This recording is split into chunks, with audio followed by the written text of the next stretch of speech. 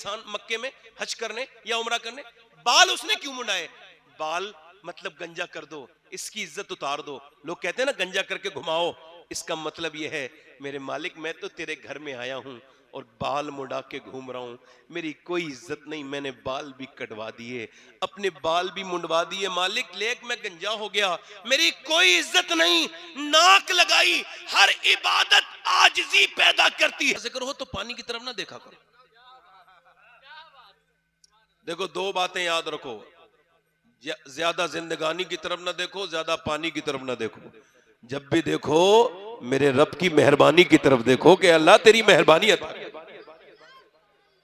पानी ज्यादा आए तो ये ना किया करो कि साहब बरसात बड़ी हो रही है। हमारे यहाँ तो इंसान को इत्मीनानी कोई नहीं, कभी तो इत्मीनानी नहीं बंदे को, ना शुक्रा। इसकी पहचान इमाम इन्होंने बताई शेख सादी ने, ये कहते हैं शुरू होता है यहाँ से गर्मी से, कहता गर्मी बड़ी हो रही है, मजे लेता है लोगों से कह के गर्मी बड़ी हो रही है। हालांकि ये सब अल्फाज नाशुक्री के हैं। गौसुल आजम ने फरमाया मौसमों पर एतराज अल्लाह पर एतराज है, और ईमान तक छिन जाता है उन लोगों का, और हमने इसको आम समझ लिया। एक बार हवा बड़ी तेज चल रही थी, एक सहाबी ने सिर्फ इतना कहा हवा तेज चल रही है, हुजूर ने फरमाया यूं न कहो, ऐसे कहो रब चला रहा है तो हवा तेज चल रही है, हवा खुद नहीं चलती, उसे रब कौन चलाता है बोलो?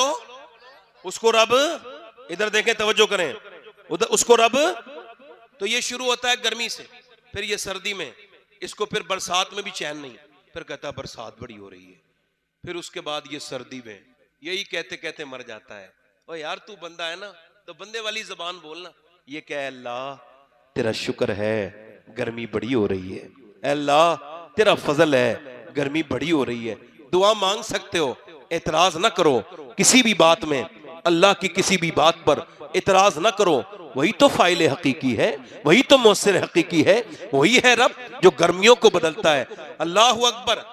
गौसुल आजम ने फरमाया वो रुतों को बदलने से एहसास करवाता है कि देखो बदल बदल के रुते मैं बता रहा हूं कि मैं बदलने वाला हूं। बदलती हुई रुतों को बदलता है, कभी गर्मी करता है, कभी सर्दी करता है, कभी ये उसकी शान, वो अपनी मालिक है, वो जो चाहे करे, उसकी अपनी वो मालिक है, उससे कौन बात कर सकता है? उसके सामने सिर्फ शुक्र, और उसके सामने कुछ नहीं, सब्र और शुक्र, यही तो दामन है, इसको तो छोड़। अब सुनो, इधर रोना, उसके सामने रोना, इसके सामने रोना नहीं। मेरे दोस्त, तू जिसके सामने भी रोएगा, एक दिन आएगा वो तुझे जलील करेगा और कहेगा तू मेरे सामने रोया था, तू अपनी औकात भूल गया, मैंने तेरा काम निकाला था। अल्लाह की रहमतें आवाज दे रही है, बंदे बंदों के सामने रो न रो, वो तेरे राज को भी फाश कर देगा और तुझे फिर सर उठाने नहीं देगा। उसके सामने रोएगा तो सर उठने नहीं देगा, मेरे सामने रोएगा तो झुकने नहीं दूंगा। है वाह वाह वाह माशाअल्लाह, क्या कहने, जिंदाबाद। कभी आपने सोचा इबादत का मतलब क्या है, इबादत का मकसद क्या है? ये बताओ, नाक बगैर लगे सजदा क्यों नहीं होता? पूछ रहा हूं, मैं आपसे पूछ रहा हूं। नाक का मतलब यह है कि नाक, बड़ी नाक वाले हो, बड़ी इज्जत वाले हो।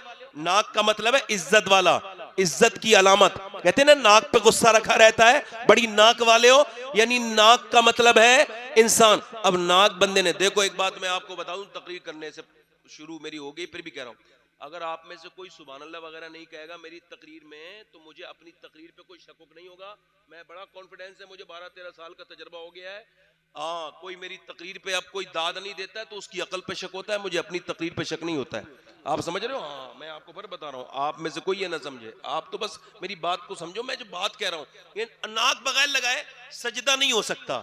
मतलब मैंने रब तेरे सामने अपनी नाक रगड़ दी, लगा दी, मालिक मैं किसी लायक नहीं। अच्छा, वहां गया इंसान मक्के में हज करने या उमरा करने, बाल उसने क्यों मुंडाए?